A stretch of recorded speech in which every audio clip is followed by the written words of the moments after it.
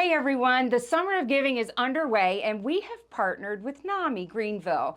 NAMI stands for National Alliance for Mental Illness, and the way it works is that when you buy and sell real estate with All Star Real Estate this summer, we will donate a portion of our proceeds to NAMI Greenville once you close your property. The best part about this is the money stays local, and that is super important to me to help people in our community. So today I am so excited to have with me Executive Director Tiffney Davidson-Parker. She is here to tell us more about NAMI, ways you can get help if you need it, as well as ways you can help others. So thank you so much for joining us, Tiffney. Thank you so much for having me. I'm glad to be here. Absolutely. Yes. So we're going to jump right in. My first question for you is, can you tell me and our audience a little about NAMI Greenville?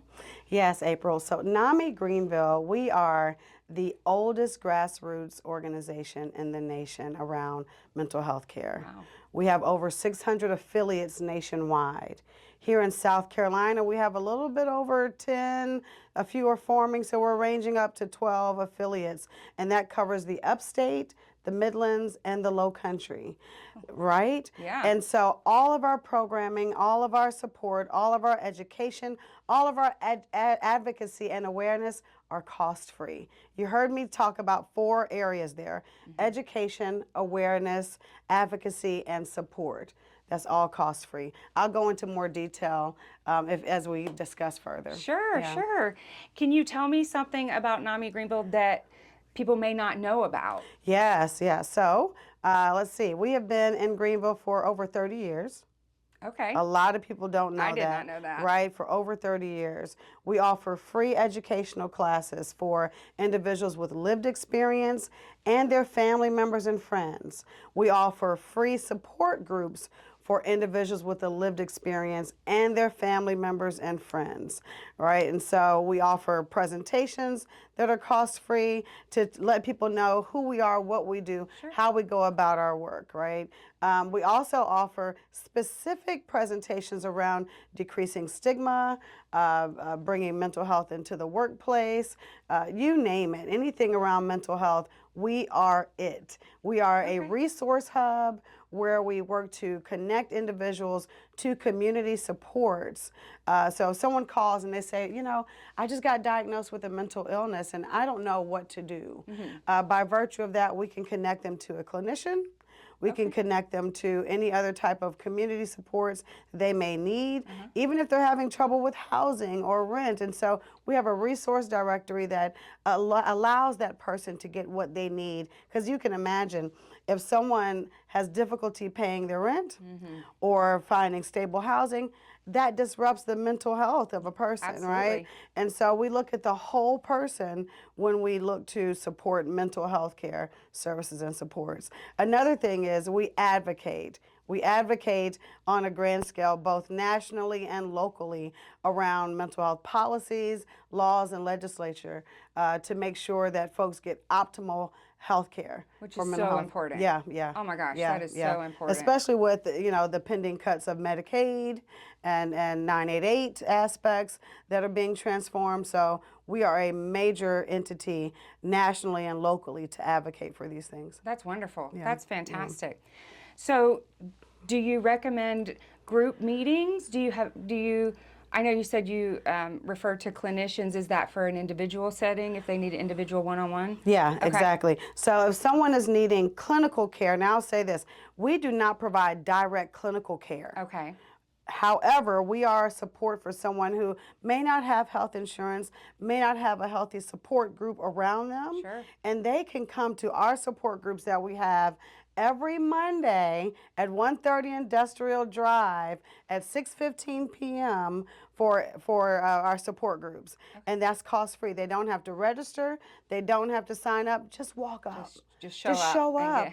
Just show up, right? And it lets people know that they're not alone, right? And so, yes, we do encourage our support groups. One thing I know, I mean, goodness, I have a lived experience. I know what it feels like to have anxiety. I know what it feels like to have an experience of depression, you know, going through a loss, right? Those things are real. And so we break the stigma when we talk about it, right? And so what I found is when we utilize the supports around us, not only can we serve better, we can promote our services better. We can, we Sure. can let people know that we are the real deal. We are truly walking with folks along their journey to optimal mental health. That's Yeah. fantastic. Yeah. And very important Yeah. to know that you're in it with them. Yeah, And you're yeah. experiencing what they've experienced. Yeah, And absolutely. yeah, absolutely. That's So super important. sure. Now, do you offer support in any other parts of the upstate? Any virtual support groups that you have? Yes, absolutely. So we partner with the Queer Wellness Center to offer support groups for the LGBTQ plus community. That's once a week right now, and we're working to build that program with the Upstate Warrior Solutions. Charlie Hall and his team there. Yeah. And so I'm also a child. I'm a Air Force brat, Oh, and okay. so I know what it is to have a father who served in the military and the impact, a family member and my brother also. So yes, we partner with Upstate Warrior Solutions to provide a home front. It's an educational class for veterans and service persons and their family members to get support. One thing that we're aiming to do, however, is because there's about 12 major cities in Greenville. And we need to be in all 12 cities, right? In South Carolina? In Greenville, in Greenville County. Oh, I see. Okay. Greenville County. Yes, Let me be yes. specific. Yeah. Yes. So in Greenville County, there are 12 major cities. Okay. And right now, we're primarily in Greenville, in the Right. city of Greenville. Right. We need to be in Fountain Inn and Travelers Rest and Greer and Malden. I mean, goodness, all the way up to, Mariettaville, is that the right? Marietta? Yeah, Marietta, Yes. thank you. Yes. We got to go up there. So we need to span across the entire county. That's what we're responsible for. Sure. And we haven't been able to do that yet. So our partnership hopefully can allow us to expand into other areas. And aside from funding, do you need people to help you do that? Oh my gosh, April, absolutely. You were there at our NAMI walks this year. Yes. You and your husband and family members, and you volunteered, and you saw folks, show up and need our support and resources. Yes. We need volunteers so that we can grow our educational classes. We need volunteers so that we can grow our presentations, so that we can continue to offer more support groups for our youth, for our aging community, for individuals with lived experience, for family members who are working to support their loved ones. Right. And so in order for us to grow these programs, we call them leaders. We need leaders to help facilitate these programs. And often, so for instance, we have one that's called peer-to-peer. Yes. Yep. That was my next Those are question. If you could elaborate on it. So yes, go ahead. Yeah, so peer-to-peer is a class that offers, it's an 8 to 6 week class that offers sound education, information, guidance, and resources around how, again, for peer, it is someone who has that lived experience. Yes. How does someone who's been diagnosed, how do they navigate the space of mental health care? How can they move from mental illness to mental health? Right, along their journey. And so through that class, it's an intimate setting. It is what's the word I'm looking for? It's a near confidential, I would even say too, right? Okay. Because folks are sharing Which real is life important. experience, right? And so folks are bonding in those classes. Yeah. They're developing relationship. They're developing their support system. Yeah. They're leaning into NAMI, the NAMI way, Which is right? Which is what you're there for. What we're there for. Absolutely. And oftentimes, folks, once they complete the course and they graduate, they then turn around and become a leader and get trained to teach the class. So we got to get more folks enrolled in the class because you can't be a teacher if you haven't gone through the class. Sure. Fair. Right? So Fair. that whole lived experience thing is the NAMI way. It's the Okay. NAMI way. So yeah. That's Yeah. wonderful. Yeah. If someone has a loved one Yeah. that's going through mental illness crisis, what would you recommend to them in the best way to help their loved one? Yeah. Do you offer services for them? So we just brought on a peer support specialist. She's a certified peer support specialist. And through her expertise and experience, she can actually walk that person through what are you experiencing right now? What is the actual crisis? How can we get you connected? Let's get you connected right now. And then follow back up with them to make sure they've gotten that connection to the right resource at the right time by the right professional, right? Because that's what people need. I'm going to say it again, the right resource at the right time by the right professional. And so this is a new service that we've initiated, and we got to create sustainability. We are offering it through our SCORF grant, and we're happy to continue in this way.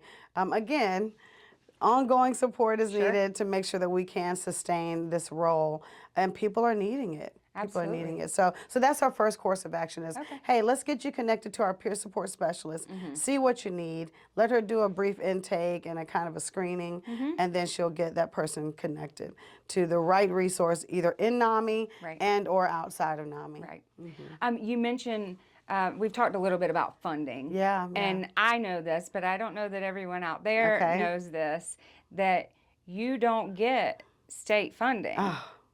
And you don't get federal funding. We don't. So it's up to us to help NAMI Greenville and help our community. Can you talk about that a little bit? Yeah. So you have some nonprofit organizations that are fortunate to have a line item in the city budget or a line item in the state budget, and funds are earmarked. We don't have that.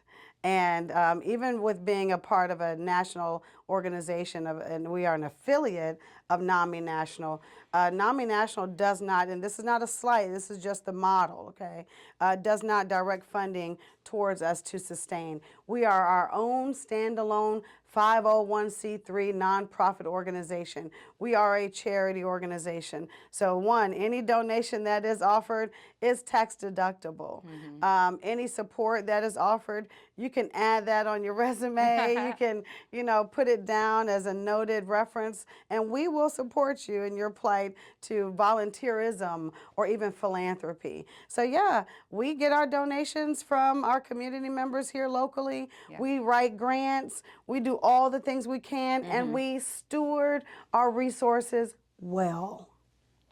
Fantastic. Are you working with any local schools? Let me back up. Do you work with youth, or are you primarily adults? So right now, our services are geared towards individuals 18 years and older. Okay. And that's just because a lot of the signature programs that have been around for years were tailored towards those who are 18 years or older. We understand the need. Our youth need help. Our youth need support. And so we are partnering with NAMI South Carolina to move forward with a presentation called Ending the Silence. And they have team members across the state who go into different schools to present Ending the Silence and then link them back to the local affiliate. So we're partnering with NAMI South Carolina around that. NAMI on campus, where we can create NAMI clubs, so to speak, right? Yeah. For high schoolers and in the college world, so that one, they have a safe space to know that they're not alone. Yeah. Right? And then we talk through different topics and things that help bring psychoeducation, information, direction, and resources. Fantastic. And so that's another area. One thing that we're needing to do, and this is another ask, April, I'm just going to put it out there. Do it. Is we are working to create our youth support groups. There aren't many, or they're few and far between across the state, and especially here in the upstate. So our youth, from middle school to high schoolers, they need a safe space where they can come and just be. Yeah. Be heard, be seen. I have two boys, a 9-year-old and an 11-year-old. My 11-year-old, he's gone through being bullied. Right? He experiences anxiety. Yeah. Right? And he has other medical diagnoses. And so because of that, I mean, he also experienced neurodivergence, meaning ADHD, and all that, and bright as a shining star. Sure. Right? And he's a different child, right? And so because of that, he's been bullied. I wish that he had a support group. Yeah. that he could talk to, right? I mean, he's in therapy. He gets all the, right? I mean, I'm a clinician as Sure, well, sure. right? So of course he gets all the support. Right. But imagine for those youth who don't have a mom that's a clinician, or that's not running NAMI, or that's not, Yes. who may not know. Yes. So we got to make sure these resources are available, accessible, and culturally sensitive for every person who needs them. I agree. Yeah. I agree. Yeah. I feel like it's super important to start early and start young when your children are showing signs of mental illness or depression or, the bullying. They may not want to come home and tell you, oh, I'm being bullied. Yeah. They may be embarrassed about it. And I can see how that would evolve into adulthood and cause additional issues. So it's super important. Yeah. Do you offer services for businesses in the area? Yeah, so Stigma-Free Workplace is one of the presentations that we offer. Okay. And I like to start off with the Know Your NAMI. So they know who we are, know about the services that we offer, and then we can say, okay, now based on this, what does your staff need? We partner with HR divisions to say, okay, what kind of complaints are you getting? Are folks dealing with burnout, being stressed or overstressed, right? Or has there been a lot of loss? Was there a crisis situation at work that needs to be processed and talked through? Yes. Right? And so we can come and provide that kind of support. And if we can't, we can find the resource that can. Yes. That's fantastic. The way people talk about mental illness, I feel like has changed just in my lifetime. Do you see a difference in especially the younger generation compared to the older generation and how they approach mental illness, how they talk about it? Can you talk about that a little bit? Yeah. So I would say in our young community, they are more apt to admit it. They're more apt to be more vocal and forward about, hey, I'm stressed out. Yeah.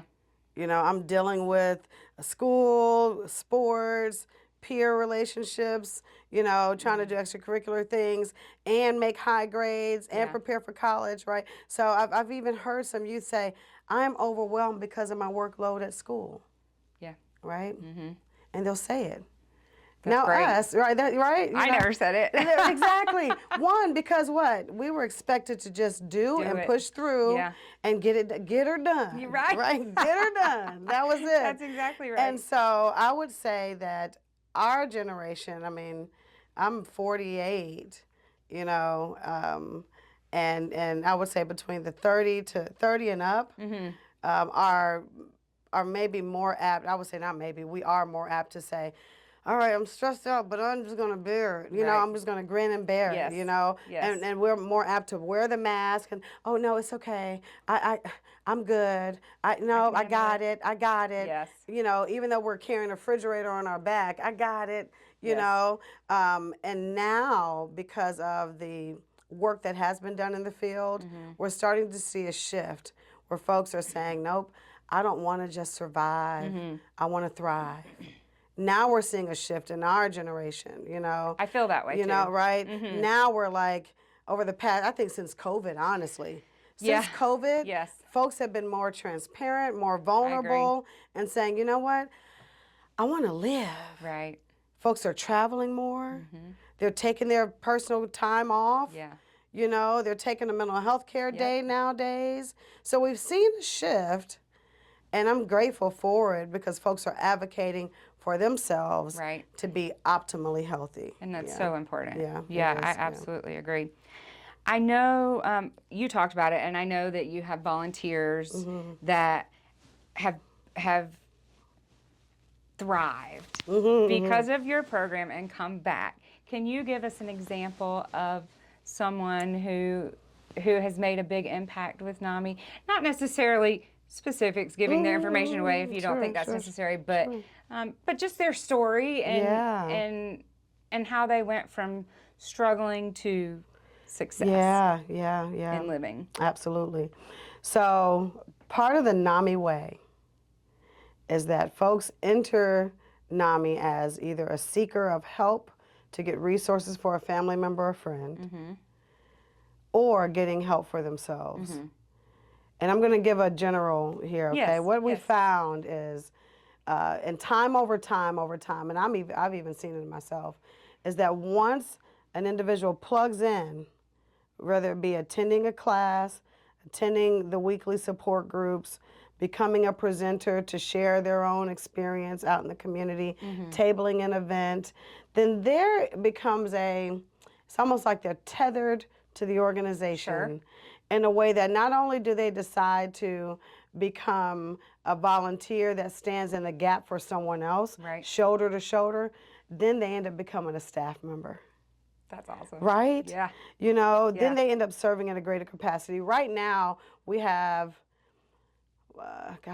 three individuals who started out as volunteering, whether because they were supporting a family member or themselves, that are now have been turned into a staff member. Right? And so they said, no, I'm so passionate about the work that NAMI does. I want to help move it forward. And they've joined the team. It became their calling. It became their calling, right? Because when it shifts in their life, now they can help shift someone else's life. Yeah. No, we have four staff members who were once volunteers or either participants in a support group or educational class. That's awesome. That's amazing. Yeah, it is. Yeah. That's fantastic. Yeah. Because you know they're there for the right reasons, and yes, they're right. motivated. That's right. awesome. Yeah, yeah. What is one mental health myth that you would like to debunk today that you've run across? Yeah. A mental health myth is that that someone who has a mental illness, that they look a certain way, that they act a certain way, that they present a certain way. That's absolutely a myth. So here's the thing. The statistics tell us that 1 in 5 individuals have a mental illness diagnosis. 1 in 5. You go into... How many people you got on your street? I'm telling you. How many houses are on your street? Exactly. Right? You know? And so if there's 20 houses on the street... Yep. Okay? Exactly. And so 1 in 5. And the idea is that every person with a mental illness are presenting with a severe and persistent mental illness. That's not the case. Severe and persistent mental illness are things like schizophrenia, right? Bipolar 2, you know, right? So those types of diagnoses. Sure. And even with that, it can present different in every person. Someone who's mentally ill doesn't have to be disheveled. Right. They don't have to present as dirty. They don't have to look wild-eyed and, you know, like that, right? Yeah. They don't have to show up with a bad head. I mean, you know, they don't have to be an alcoholic or a drug abuser. Sure. You know, a misuser, I should say. And so mental illness shows up differently in every single person, and it doesn't matter where you come from. It doesn't matter your ethnicity, your religious affiliation, your gender identity. It does not matter. It does not discriminate. Correct. It does not discriminate. And so, yeah, that's the myth I want to bust that myth down the middle. That's a good one. Yeah. That's a good one. Yeah. So my final question for you is, if NAMI Greenville had a billboard up on I-85, what would it say?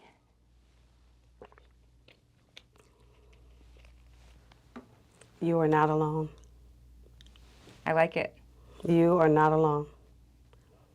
That's perfect. Yeah. Thank you so much for being here today. Thank you. I for having really me, April. appreciate it. I absolutely appreciate it.